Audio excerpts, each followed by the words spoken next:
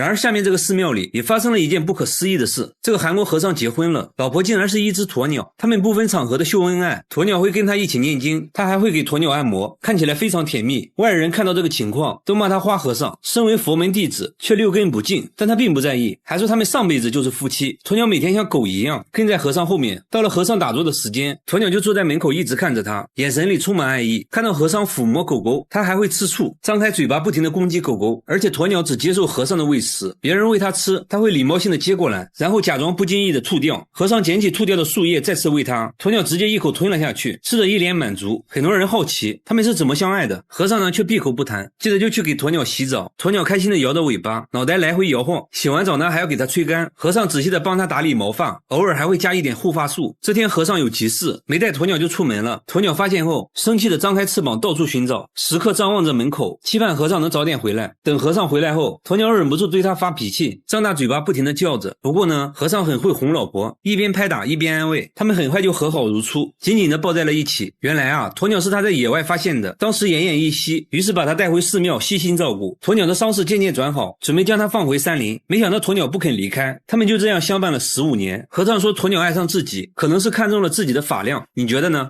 这只狗狗看破红尘，竟然出家当了和尚，每天跟方丈一起诵经念佛，居然还学会了打坐，露出虔诚的眼神，身体半蹲，双手合十，不停的祷告，一坐呢就是一上午，直到念经结束，他才会把手放下来。众人都很好奇，好好的狗狗为啥会选择出家当和尚？他能听懂佛经吗？一旁的方丈却笑而不语。不仅如此，他现在连狗粮都戒了，只吃素，大白菜是他的最爱，还上过报纸，被各大媒体争相报道，甚至有人为他写了一本书，收获粉丝无数，经常收到来自全世界各地的来信，信件堆满了整个箱子，还有粉丝亲自来寺庙看他。狗狗非常有礼貌，见人就作揖，连粉丝也不禁想问他到底为啥要当和尚。原来啊，狗狗之前是个花花公子，到处沾花惹草，偶然间来到寺庙，正好看到方丈在念经，一下子就被吸引了，听得如痴如醉，自此看破红尘，遁入空门。刚开始方丈以为他只是在模仿自己，但随后几天只要方丈诵经，他就会出现在一旁静静的听，有时还看到他独自在佛前打坐，一坐就是半天。方丈看到了他的慧根，于是收留了他，并给他取了法号悟净。就这样，他已经在寺庙待了3年，一旦有空就跑到佛前打坐，还真是只虔诚的狗狗。这猫有个怪癖，连医生都大为震惊，它1日3餐只吃泡菜，而且必须要够辣，饿了就会对着冰箱一直叫，因为冰箱里就有它梦寐以求的辣白菜。主人又把泡菜和米饭拌在一起，给它做了个泡菜拌饭，但小白很挑剔，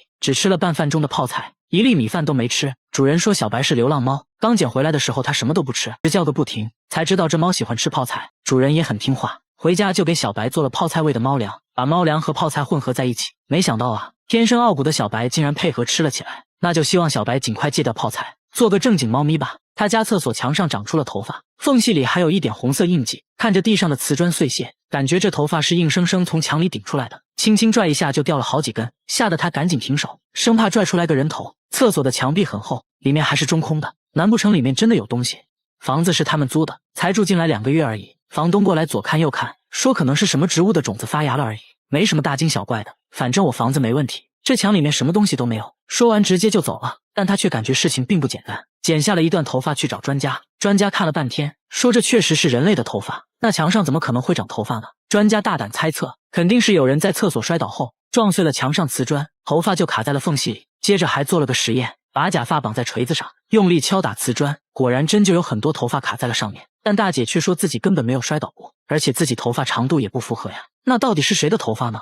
她给出差的丈夫打电话，丈夫一听直接就说是她的头发，等丈夫回家果然就对上号了，头发长度也吻合。咋回事呢？丈夫坦白说出差前喝多了，在厕所跌倒了，当时也没在意，第2天直接就出差了，到现在头上还有个大包呢。他在厕所安了监控，正对着马桶，看到了让人头皮发麻的一幕。他并不是变态，这样做实属无奈，因为他家的厕所有点怪，晚上等一家人睡着后，厕所就会传来哗啦哗啦的洗手声，打开灯却什么都没有，但肥皂上却残留着奇怪的使用痕迹，地上也经常一片狼藉。你要说是有人的话，窗户都安装了防盗窗，根本不可能有人能进来。这怪异的现象整整持续了半年，搞得一家人精神崩溃，甚至怀疑是被什么不好的东西缠住了，实在没招了，只好在厕所安装了监控。只见有个黑黑的东西在众目睽睽之下从马桶里钻了上来，仔细一看竟然是只大老鼠。难道一直发出怪声的就是它？这老鼠来到地面直奔香皂，咔咔造了几口后开始疯狂破坏，嗨完后顺着马桶又走了。看到这里，大姐突然菊花一紧，说有次半夜上厕所就感觉被什么东西顶了一下，想想都觉得后怕。关键他家住18楼，这老鼠是怎么钻上来的呢？专家解释说，老鼠是会游泳的，而且马桶下水道是 S 型的，老鼠可以很轻松地顺着管道爬上来，要抓它呢也很简单，一张粘鼠板即可。他们围着马桶放了4个，就等老鼠上钩了。没想到这只杰瑞非常聪明，他意识到了不对，左闻闻右看看，犹豫了好久，最终绕过粘鼠板跳了下来。毕竟经历过大风大浪，板子上的美食也不能诱惑他，他竟然推开了粘鼠板，一个风骚走位，又溜回了马桶。大家决定用另一种方法阻止他，在楼下总管道上安装了防回流输水阀，只能朝一个方向打开，老鼠就爬不上来了。这下终于可以安心的拉屎了。这佛像每天在流血，从额头到后背都不断往外渗，这血越渗越多，看着吓人。他们把佛像放在太阳下，用摄像机对着，这血就在众目睽睽之下渗了出来。佛像里面看来有东西啊，用榔头一敲，里面发出的声音更让大家确信，佛像里面绝对装满了东西。佛像是别人送他的，刚开始就额头上有一点点液体，大妈也没多想，顺手就给他洗掉了。但他万万没想到，接下来佛像全身都开始渗血，才明白过来这佛像不对劲。大妈这下彻底慌了神，因为听说佛像流血泪必有大灾，在记者的帮助下找到了木雕师傅。师傅捧着佛像左看右看，也懵了，说从来没见过会流血的雕像，感觉这更像是一种诅咒。这下大妈更慌了，最后实在没办法了，大家找到专家对佛像进行取样检测，结果显示佛像表面有很多细小的孔洞，渗出的粘稠液体其实是树枝，也就是说这佛像就是用一整块松树树枝做成的，而且里面也没有干透，所以才会一直渗出红色的树枝。听到这里，大妈终于松了一口气。她每隔半小时就要换一双袜子，包里每天都装着10多双袜子，外加一条毛巾。同事都觉得她有病，而她确实患有非常严重的多汗症。有多严重呢？大家做了个测验，不到3分钟，汗水就以肉眼可见的速度冒了出来，甚至直接滴了下来，双手每时每刻都像刚洗完一样。这还不算什么，更让她尴尬的是腋下的汗珠多到能直接流出来。看恐怖片的时候，双手简直成了水龙头，被子一湿一大片。脚上的情况也同样严重，这给她的生活带来了极大困扰。每天出门包里必须要装10多双袜子，方便随时换一双。因为手滑，临时包装根本撕不开，想玩一会游戏，结果触屏就没反应了。下班回家呢，指纹锁却识别不出来，用过的键盘铺上纸巾，瞬间就浸湿了，鼠标也像刚洗完一样。写工作报告，汗水都会顺着笔尖滴下来。小姐姐表示，这些她都能接受，最让她难过的是别人的嘲笑。从小就被人叫做小师妹，她的梦想是当一名厨师，做日料、手握寿司之类的。因为多汗症，她不得不放弃了梦想。说着说着就哽咽了。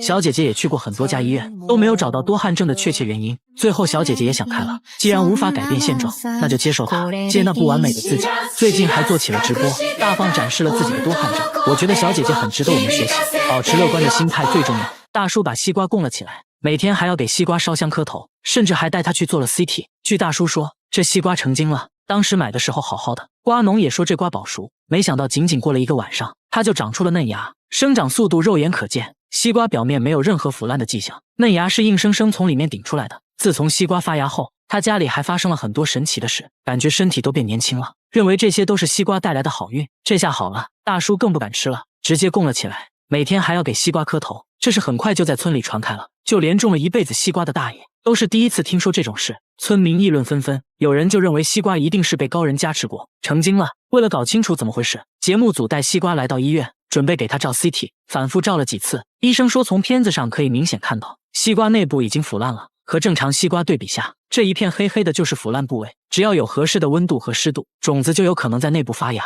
最终冒出来。总之这是非常罕见的。得知真相的大叔尴尬地笑了笑，直接把西瓜丢在了阳台，说以后不会再磕头了，希望新芽能好好生长，到时候就可以吃新鲜西瓜了。村里老人每天不吃饭也要来这条小溪里泡一泡，他们说小溪里的石头会按摩，用手摸一下，肌肉就会剧烈跳动，酥麻的感觉瞬间传遍全身。流过石头的水好像也有魔力，村里人像疯了一样泡在水里，说泡完神清气爽，有的还会把这水接回家，一脸笑意地表示喝了它有神奇的力量。记者忍不住了，说什么都要感受一下。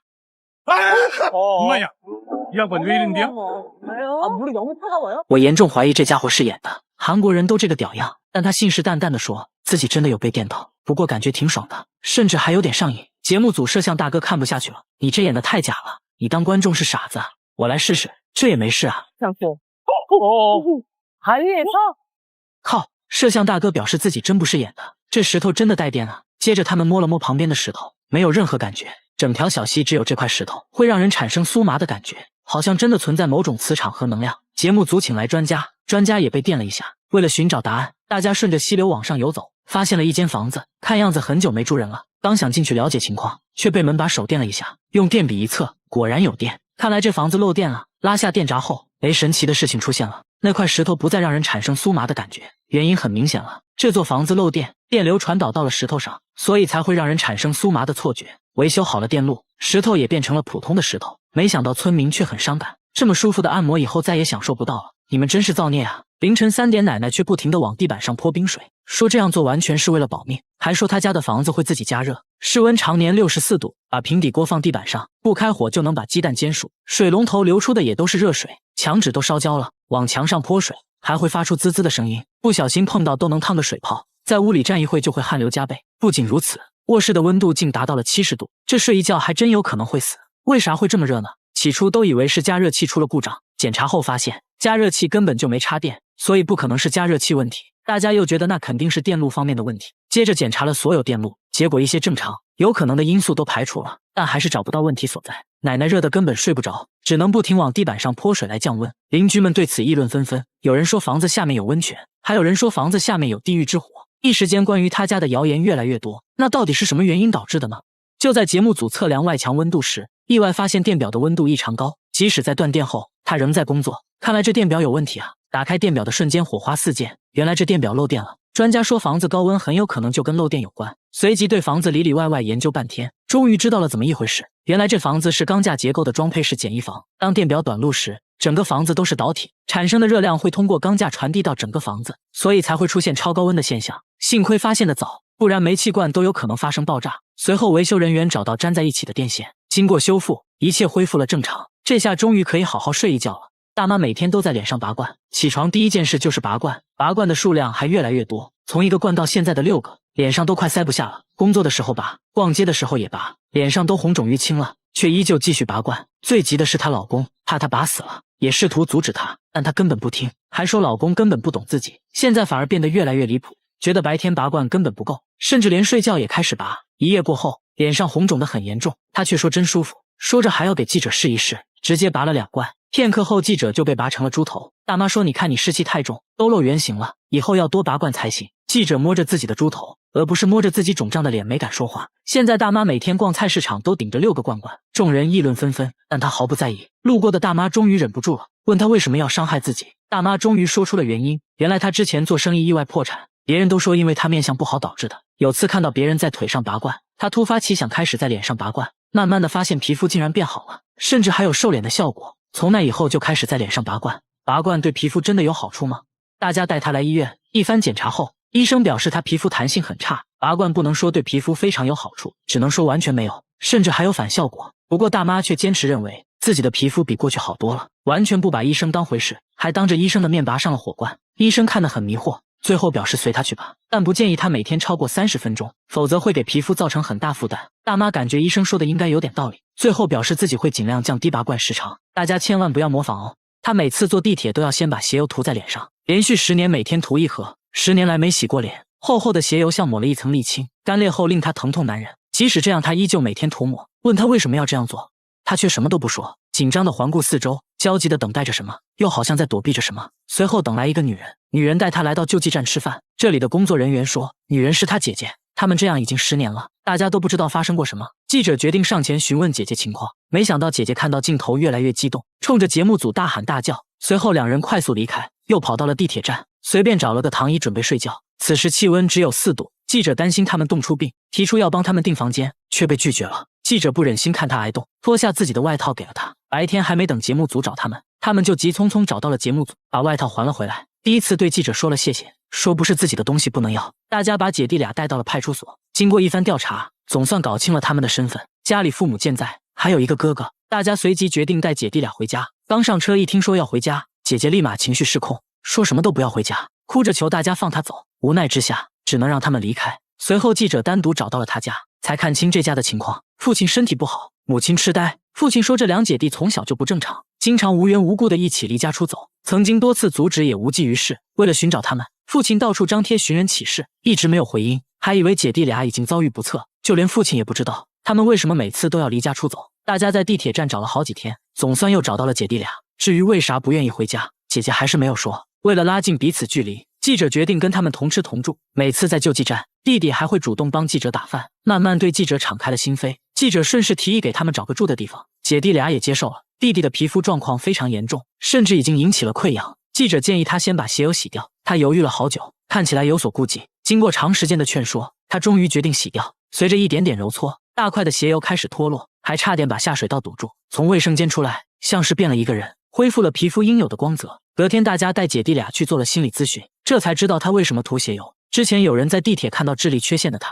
就开始无缘无故的殴打。有人建议他往脸上涂鞋油，这样就可以唬住别人，他也不知道管不管用。为了保护自己不再被打，就把鞋油涂到了脸上。接着姐姐也说出了不愿回家的真正原因，都是因为家里的那个大哥。大哥脾气暴躁，经常对他拳打脚踢，因为害怕所以才跑。姐弟俩彼此依赖，弟弟担心姐姐独自一人在外不安全，所以会跟着姐姐一起离家出走。经过长时间的沟通，姐弟俩终于放下心理包袱，同意回家。一见面，父亲就把姐弟俩搂入怀中，心疼地抚摸着。大哥也意识到了自己的错误，表示以后不会再打他们了。姐弟俩也向记者保证不会再离家出走。但就在这期节目播出2年后，有观众反馈说，他们好像又离家出走了，在地铁站又见到了脸黑黑的人，不知道是真是假。节目组决定回访，现在2023年，姐弟俩到底过得怎么样了？根据之前的地址来到他家，发现姐弟俩都胖了很多，脸上也干干净净的，精神面貌已远超过去，希望他们的生活永远充满希望。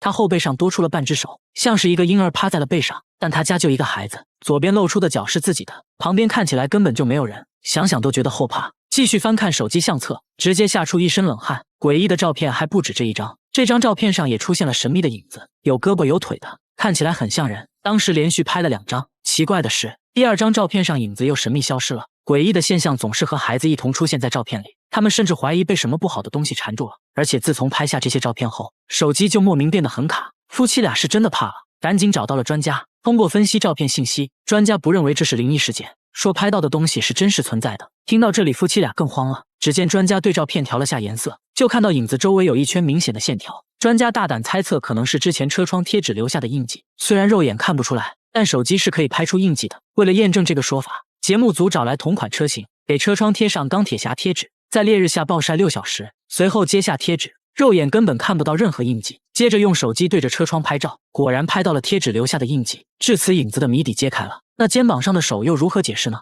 专家仔细观察后发现，大腿旁边凸出来一个三角形的东西，像是裙子的衣角。他推测，当时后面可能有一个1.2米左右的女孩，正好举了手。由于视线遮挡，拍出来就只有一只手而已。节目组接着完美还原了当时的场景。至于手机变卡，就单纯的因为手机内存满了而已。该换手机了。他每天都要吃牙签，吃饭要先摆上3盒牙签，一根牙签就着1口米饭，500根1盒的牙签，每天3盒就是1500根，直接成了他的主食。边吃还边笑，好吃，特别好吃，比柚都香。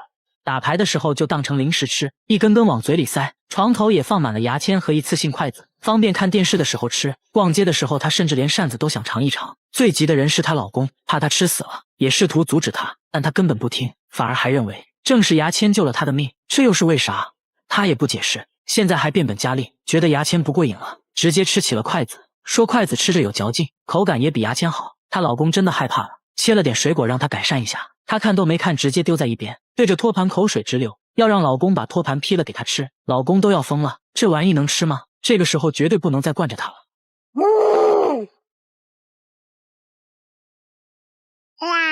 算了，当我没说。看来只要是木头大姐都想尝一尝。她边吃还边嫌弃，说这托盘应该是用胶水拼接的，满满的科技与狠活，味道不如牙签香。那她到底为啥要吃木头？